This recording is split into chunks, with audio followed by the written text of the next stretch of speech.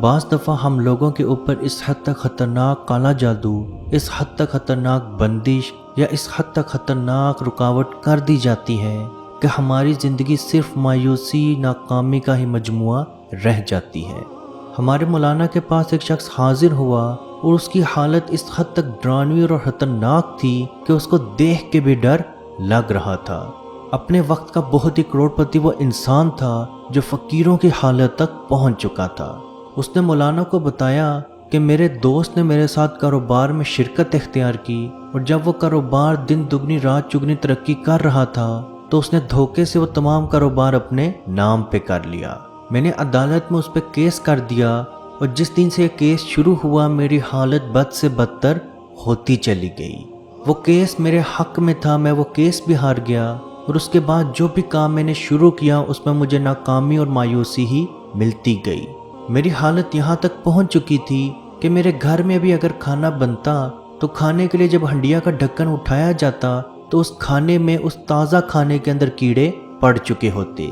چپاتی کھانے کے لیے دسترخوان جب کھولا جاتا تو اس تازی روٹی کے اندر کیڑے چل رہے ہوتے۔ باہر جانے کے لیے جب الماری سے کپڑے نکالنے لگتے تو ان کپڑوں پہ کٹ لگے یا ان کپڑوں پہ خون کے نشان نظر آتے۔ مایوسی اس حد تک میرے پاس ہو چکی تھی کہ میں نے جو بھی فیصلہ، جو بھی کام کرنا چاہا یا کیا تو اس میں صرف اور صرف مجھے نقصان ہوا۔ میں ایک کروڑ پتی انسان تھا اور دیکھتے ہی دیکھتے فقیروں سے بدتر میری حالت ہو چکی ہے۔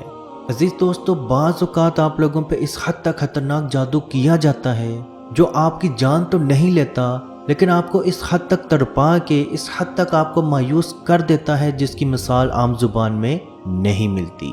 لیکن جادوگر اس چیز کو بھول جاتا ہے کہ اللہ پاک نے ایسی کوئی بیماری، ایسی کوئی تکلیف، ایسی کوئی بھی پریشانی نازل نہیں کی جس کا علاج قرآن میں موجود نہ ہو۔ جب بھی آپ کو ایسا محسوس ہو کہ آپ پہ بہت زیادہ پریشانی، بہت زیادہ مایوسی، بہت زیادہ تنگ دستی یا بہت بڑی رکاوٹ یا بندش یا بہت بڑا کالا جادو موجود ہے، تو آپ نبی پاک صلی اللہ علیہ وآلہ وسلم کا دیا ہوا یہی عمل، یہی وظیفہ کریں۔ غزوہ خندق کے دنوں میں جب مسلمانوں کے اوپر بہت زیادہ پریشانی ہو چکی تھی، بھوک سے حالت نڈھال ہو چکی تھی، نبی پاک صلی اللہ علیہ وآلہ وسلم نے اپنے پیٹ پہ 2 پتھر باندھ رکھے تھے تاکہ بھوک کا احساس نہ ہو سکے۔ تب آپ صلی اللہ علیہ وآلہ وسلم نے قرآن کی 2 آیات کو ملا کے پڑھنا شروع کر دیا۔ جیسا کہ آپ سب لوگ جانتے ہوں گے کہ حامیم قرآن پاک میں 7 مرتبہ آیا ہے، لا ینصرون، یعنی کہ اللہ کے علاوہ کوئی اور میرا مددگار، کوئی میرا اور ہمدرد، کوئی میرا اور ساتھی نہیں ہے۔ اور بے شک جس کو اللہ پاک کا ساتھ اور اللہ پاک کی مدد مل گئی تو اس کو اور کسی کا ساتھ یا کسی کی مدد نہیں چاہیے۔ نبی پاک صلی اللہ علیہ وآلہ وسلم پہ جب بھی پریشانی یا مصیبت، بہت بڑی پریشانی یا بہت بڑی مصیبت آتی تو آپ انہی کلمات کا ذکر فرماتے۔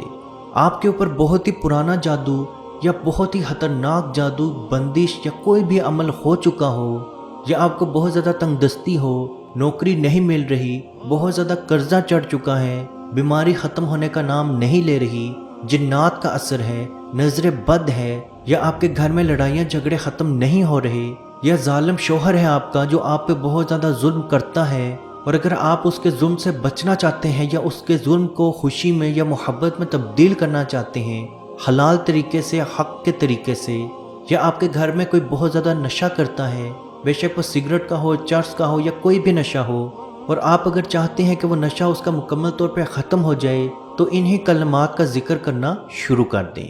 حامیم لا ینصرون، حامیم لا ینصرون، حامیم لا ینصرون۔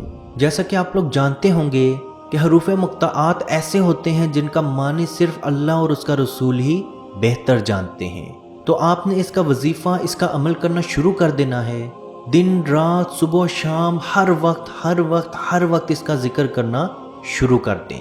خود بھی پڑھیں، اپنے گھر والوں کا بھی پڑھائیں، اپنے گھر میں دم کرتے رہیں، اپنے گھر کا، اپنے کاروبار کا اپنے دماغ میں تصور لا کے اس پہ دم کرتے رہیں، اپنے پہ دم کریں، اپنے گھر والوں پہ دم کریں، اور اس حد تک پڑھیں کہ آپ کو اور کوئی کام بھی نہ یاد رہے۔ صبح، دوپہر، شام، رات، ہر وقت آپ نے یہی کلمات پڑھنے ہیں۔ حامیم لا ینصرون، حامیم لا ینصرون، حامیم لا ینصرون۔ بے شک اللہ پاک کے علاوہ کوئی بھی آپ کا مددگار، آپ کا ساتھی، آپ کا ہمدرد نہیں ہے، اور جس کو اللہ پاک کا ساتھ، اللہ پاک کی مدد مل گئی تو اس کو اور کوئی مدد کی ضرورت نہیں پڑے گی۔ آپ کو لا علاج بیماری، لا علاج جادو، لا علاج بندش، لا علاج رکاوٹ بھی ٹوٹتی نظر آئے گی۔ بعض جادو نسل در نسل چلتے ہیں، آپ کو وہ جادو بھی ٹوٹتا نظر آئے گا۔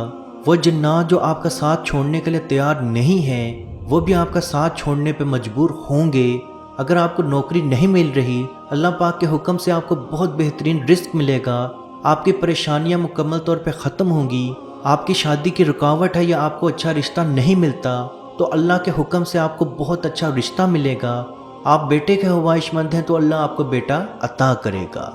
عزیز دوستو، اس ویڈیو کو جہاں تک ہو سکے ضرور شیئر کریں، کیونکہ آپ کی وجہ سے کسی کی پریشانی، کسی کی بیماری، کسی کی مصیبت، کسی کی بندش، کسی کا جادو ٹوٹے گا تو اس کا ثواب بھی آپ کو ضرور ہوگا۔ اللہ پاک سے دعا ہے کہ ہم سب کو اپنے حفظ و ایمان میں رکھے، اور فلسطین کے مسلمانوں پہ خصوصی رحم فرمائے اور ان کو امن و سکون میں رکھے، اور جو مسلمان اولاد کے خواہش مند ہیں ان کو نیک اور صالحہ اولاد عطا فرمائے، جو بیٹے یا بیٹی کے خواہش مند ہیں ان کو بیٹے یا بیٹی کی نعمت عطا فرمائے، جو نوکری کے خواہش مند ہیں ان کو حلال رزق عطا فرمائے، جو بیمار ہیں ان کو شفا عطا فرمائے، اور جو پریشان ہیں ان کی پریشانی کو دور فرمائے، اور کشمیر کے بھائیوں پہ خصوصی رحم فرمائے اور ان کو آزادی کی نعمت عطا فرمائے۔ آمین۔ اللہ حافظ۔ یا رسول اللہ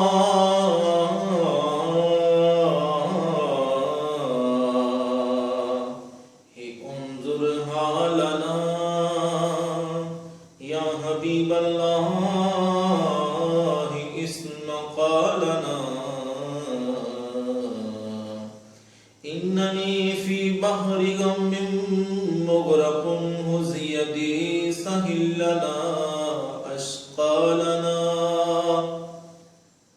اے مالک و مولا کریم آقا صلی اللہ تعالی علیہ وسلم کے توسل کے ساتھ، اے مالک ہمارے اٹھے ہوئے ان گندے ہاتھوں کی طرف نہ دیکھ، مالک اپنا رحم اور اپنا کرم فرما، مقبوضہ کشمیر کے مسلمانوں کو آزادی کی نعمت سے مالا مال فرما۔ اے اللہ اس حال کے اندر جب کہ ان پر ظلم و ستم ہو رہے ہیں، اس قدر ان پر مصائب اور علام ہیں، اے مالک و مولا اس ماہ مقدس کی مقدس گھڑیوں کا صدقہ اے اللہ کشمیر کے مسلمانوں کو آزادی کی نعمت سے مالا مال فرما۔ اے مالک جو ان پر مصائب اور علام بارش کی طرح برس رہے ہیں، اے مالک تو اپنا خاص فضل اور اپنا کرم فرما، ان کی اس آزمائش کو، اس امتحان کے اندر ان کو کامیاب فرما، ان کی اس آزمائش کو دور فرما۔ اے مالک و مولا اپنا کرم فرما، ان کو آزادی کی نعمت سے مالا مال فرما۔ اے مالک ہم گناہگار سیاہکار جو بھی ہیں تیرے محبوب کی امتی ہیں، تجھے تیرے نبی علیہ السلام کا، اس کی محبوبیت کا واسطہ دے کر تجھ سے دعا مانگتے ہیں۔ اے مالک کشمیر کے مسلمانوں کو آزادی کی نعمت سے مالا مال فرما۔ اے مالک ملک پاکستان کو استحکام عطا فرما، ملک پاکستان کی سرحدوں کی خیر فرما، ملک پاکستان کی سرحدوں پر پہرا دینے والے نوجوانوں کو الہ العالمین ہمت اور حوصلہ عطا فرما۔ ملک پاکستان اور دنیا کے اندر اسلامی مملکت کے جتنے بھی حکمران ہیں، اے مالک ان کو شرم و حیا عطا فرما۔ اے مالک ان کو کفار کی آنکھوں میں آنکھیں ڈال کر بات کرنے کا حوصلہ اور ہمت عطا فرما۔ اے مالک و مولا اسلامی ملکوں کو اکٹھے ہو کر اے مالک و مولا کشمیر کی سلامتی کے لیے، حق ارادیت کے لیے آواز اٹھانے کی توفیق عطا فرما۔ اللہم ربنا تقبل منا انکا انت السمیع العلیم وتب علینا یا مولانا انکا انت التواب الرحیم۔